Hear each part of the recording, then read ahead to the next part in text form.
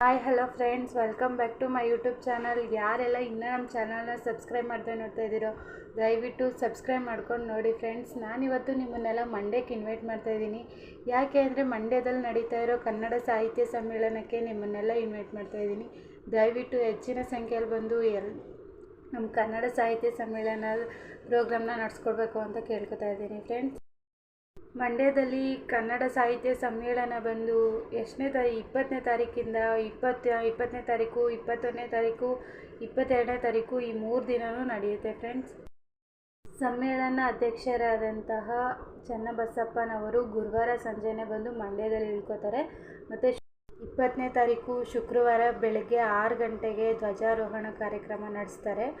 ಮತ್ತು 7 ಗಂಟೆಗೆ ಸಮ್ಮೇಳನ ಅಧ್ಯಕ್ಷರ ಮೆರವಣಿಗೆ ಶುರುವಾಗುತ್ತೆ. ಮೆರವಣಿಗೆಯಲ್ಲಿ ಏನೇನೆಲ್ಲ ಇರುತ್ತೆ ಅಂತಂದರೆ ಹಗಲು ವೇಷ, ಮಹಿಳಾ ವೀರಗಾಸೆ, ಮತ್ತು ಕಂಸಾಳೆ, ಕರ್ಗ, ಸುಗ್ಗಿ ಕುಣಿತ, ಗೋವರ ಕುಣಿತ, ಕೋಲಾಟ, ಮತ್ತು 300 ಜನ ಹೆಣ್ಮಕ್ಳು ಪೂರ್ಣ ಕುಂಭ ಹೊತ್ತು ಬರ್ತಾರಂತೆ.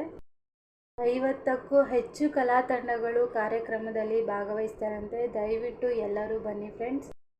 ಮತ್ತು ಕನ್ನಡ ಸಾಹಿತ್ಯ ಸಮ್ಮೇಳನಕ್ಕೆ ಬರೋರಿಗೆಲ್ಲ ಫ್ರೀ ಬಸ್ ವ್ಯವಸ್ಥೆ, ಮತ್ತು ಬಂದವರಿಗೆ ಬೆಳಗ್ಗೆ ತಿಂಡಿ, ಮಧ್ಯಾಹ್ನ ಊಟ ಮತ್ತು ರಾತ್ರಿ ಊಟ ಎಲ್ಲ ಥರ ವ್ಯವಸ್ಥೆನೂ ಮಾಡಿದಾರಂತೆ. ಮತ್ತು ಕಾರ್ ಪಾರ್ಕಿಂಗು, ಸ್ವಂತ ವೆಹಿಕಲಲ್ಲಿ ಬರೋರಿಗೆ ಪಾರ್ಕಿಂಗ್ ವ್ಯವಸ್ಥೆ, ಮತ್ತು ಬಸ್ಸಲ್ಲಿ ಬರೋರಿಗೆಲ್ಲ ಫ್ರೀ ಬಸ್ಸು, ಮತ್ತು ಬೆಂಗಳೂರು ಮೈಸೂರಿಂದ ಬರೋರಿಗಂತೂ ಅರ್ಧ ಗಂಟೆಗೂ ಒಂದೊಂದು ಬಸ್ ಬಿಟ್ಟಿದ್ದಾರಂತೆ ಫ್ರೆಂಡ್ಸ್. ವಿಶೇಷ ಬಸ್ಗಳ ವ್ಯವಸ್ಥೆನೇ ಮಾಡಿದಾರಂತೆ.